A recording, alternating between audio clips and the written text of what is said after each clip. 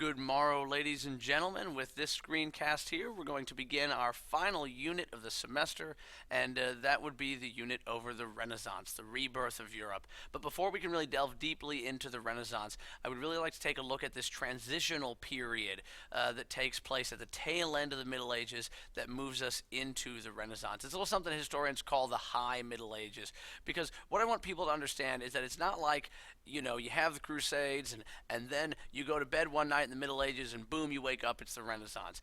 There is a transitional time where Europe is making that change before it wakes up into this new era called the Renaissance. So the High Middle Ages, the transitional period, that's what we'll take a look at in today's session. And what we're going to see is how the Crusades and all the travel and trade that grows out of this is going to facilitate the growth of towns all over Europe. We're going to take a look at these towns. Why did they begin to grow all over Europe in the 1000s and the 1100s? Where are you going to find them specifically? And a little bit about what it is to live in one of these towns.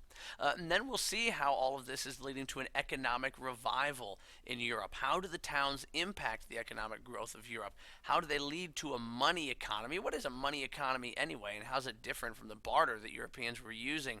And how does the return of the money economy lead to the creation of financial institutions like banks?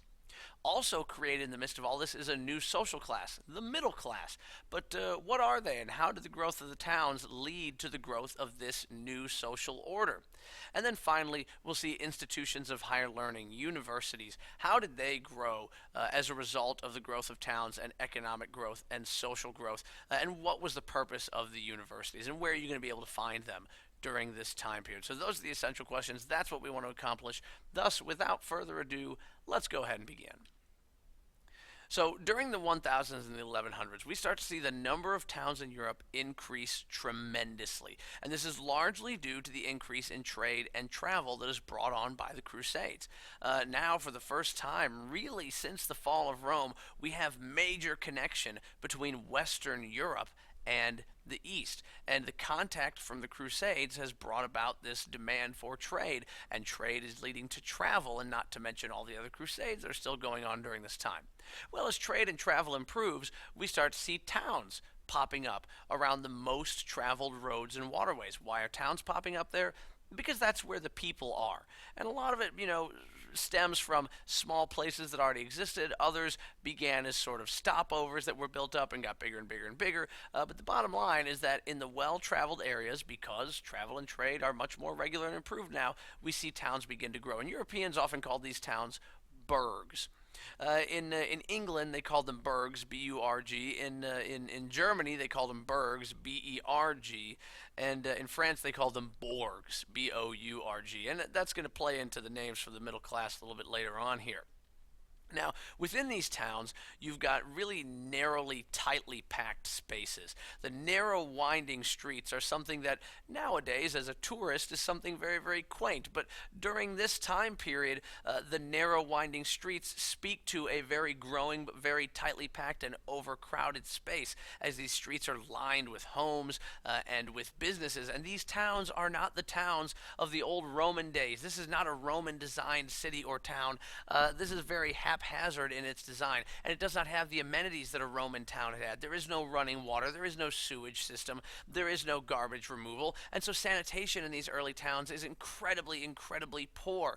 Because there is no sewage, there is no places where you can use the restroom and it drains into an underground sewer system. For most people who lived in these towns, you used the bathroom wherever you were, and if you were in your home at night, you kept a pot in your room that was called a chamber pot, or today, the word for toilet that stems from this is potty, because if you had to go to the bathroom or use the pot at night, that's what you did. You went pee and poop in the pot. And then in the morning when you got up, you simply went to your window and you dumped the contents of the pot out onto the street. Woe be to people walking below you when this happened. There was no garbage removal, so people did the same thing with their garbage, just chucked it out the window and into the street.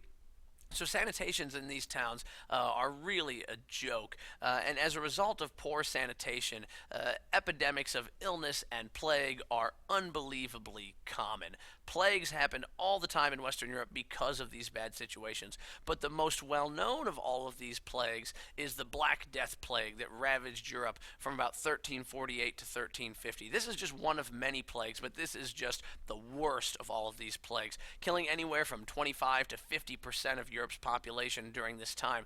The death toll estimates are really hard to quantify, but you get somewhere around as high as 75 million in the numbers of people who died. And those who lived during this time saw this either as God's punishment on a sinful world. Some saw it as the end of the world, when in reality the plague is just a byproduct of Europe's connection with the East. The plague started in the East and it was introduced to Europe on rats who came over on ships coming from the East, and the rats were infested with fleas that carried plague.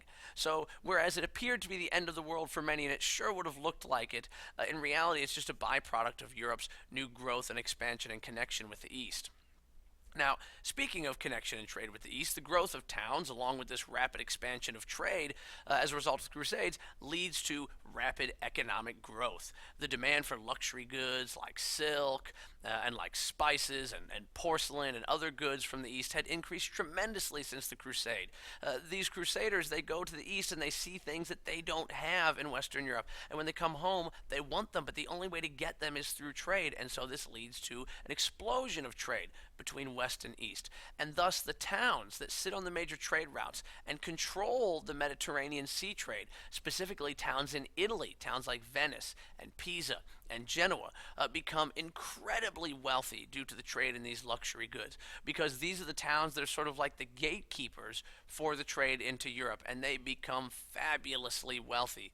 As a result, it's not a surprise that it is in these towns where the Renaissance will eventually begin. And later, trade's going to increase even more as hundreds of merchants from all over the world would meet at these large gatherings called trade fairs that were held in European cities in different parts of the years. And different, regions of Western Europe had their cities where the trade fairs were held. But basically, a trade fair is like the medieval version of a mall. If you can think of it, you could probably buy it at a trade fair. You could get Eastern jewelry sold to you by a European merchant. You could be buying silk that was made in China right there in Europe. The butcher would sell his wares there. You could buy pottery. You could catch a minstrel show. I mean, you could do pretty much anything. This is the medieval version of a mall. Controlled chaos and culture all in one. And, traditionally, the economy of Europe since the Dark Ages has been an economy of barter, trading good for good. But in these situations, barter is way too difficult because a lot of these merchants, they won't accept barter. They want money. They want cash. They want coin. And so this really forces people to give up bartering and return to a money economy. Because of the growth of trade and the influx of money into the economy, bartering is replaced by a money economy, and people are now exchanging currency and coin for goods. The old Dark Ages backward practice of barter is pretty much disappearing now with this returned economic growth and the return of the money economy. And with the widespread use of money, now comes the establishment of places to put that money. Banks, the banking system. The banking system originated at these trade fairs because people would come from all over and they'd have different types of currencies. And the word bank comes from the Italian banca, which means bench, because these money changers would sit at benches at these trade fairs and they would trade and change currency. Well, over time, what the money changers would do they would have common clients who would come to them all the time, and they would establish accounts and they could deposit in those accounts, save in those accounts, transfer money. Eventually the banca, the bankers, had so much money on their hands that they could actually make loans through their institutions. And so the banking system, as we begin to know it today anyway, is born. The church wasn't a big fan of banking because to them it was not legal to charge interest on loans. And so as it turned out, there were an awful lot of people of the Jewish faith who would become successful bankers because they had no problem with charging interest on loans. But banking is an incredibly profitable venture. And the families that controlled these banks would become immensely powerful, like the Medici family in Italy, powerful, wealthy banking family from Italy, and the Fuchs family from Germany, not to mention a number of others. These banking families became incredibly wealthy and incredibly influential. And the rise of these towns and the growth of the economy is also upsetting the old medieval social order. It's creating a new a social class that does not fit into the medieval system. This new social class are not wealthy lords who own land, and they're not peasants who work on that land, but instead they fall somewhere in the middle. They're the townspeople who make money in the money economy. They are the middle class. Because they lived in the towns, people at the time called them literally town people. In England, the middle class were known as burgesses. Remember, burg is the word for middle class. Burgesses, people who live in the towns. In Germany, they called them burghers, people who live in the burgs, people who live in the towns. And in France, they called them the bourgeoisie. But these guys are the middle class. And they are generally made up of this new emerging class of merchants, of bankers, and of skilled artists and artisans. And the middle class, like I said, they don't fit into the feudal system. And in fact, they resent the feudal system. They resent having to pay taxes to feudal lords and give their services to feudal lords because these towns really see themselves as independent entities. They don't need protection from a feudal lord. They have stout walls. They have money for their own soldiers. They want to be able to run their own affairs. They want to be able to have their own laws. Now, on the other hand, the feudal lords are really scared of the middle class. They fear the middle class's growing wealth and growing power, and for good reason, because kings are really beginning to depend on the middle class for loans, like these bankers, for income from the taxes paid by the merchants. And so kings are really beginning to recognize the importance of the middle class. And I don't want to say that the nobility is getting shunted aside, but the nobility has competition now. And so kings began to appoint leading merchants and leading bankers as their advisors. And kings will eventually give townspeople charters, which basically gives the town independence from a feudal lord and allows the town the right to control its own political affairs. And so the town and the middle class is really growing in influence. And as the towns grow, the money trade increases, the economy really explodes, we suddenly see a new demand for literate, educated people. With the growth of the economy, people who are educated become more and more important.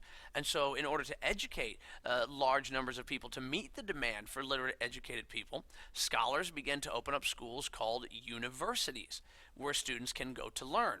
And in these universities, students would study things like religion and law, medicine, math, science, philosophy, rhetoric, grammar. Music sounds an awful lot like what would be taught in a Greek academy or in a classic Roman education. Some schools focus specifically on one, like in Italy, many of the schools were known for law and medicine, and others covered a multitude of subjects. But by the 1200s, universities are being opened all over Europe. We're seeing a Europe in transition. The old Middle Ages are being left behind, replaced now by a return to economic growth, a return to economic prosperity, education returning, organization, strong governments, and all of this is laying the foundation. The transition is taking place and laying the foundation for what will very, very soon become the Renaissance, the rebirth of modern Europe. All right, well, there you have it, guys. That'll do it for the High Middle Ages today. But what did we look at? We looked at the growth of towns and why towns grew and where they grew, what it was like to live in some of these towns, which is really pretty gross, but how all of this leads to an economic revival of Europe, the return of the money economy, the banking system that is created from all this, and the new social class, the middle class, that grows from this new economic revival. And of course, the widespread return of education that comes from the establishment of universities throughout Europe. So those are the essential questions, folks. Make sure you study them and go over them because we'll be talking about them the next time that we meet. And as always, until that time, I bid you farewell.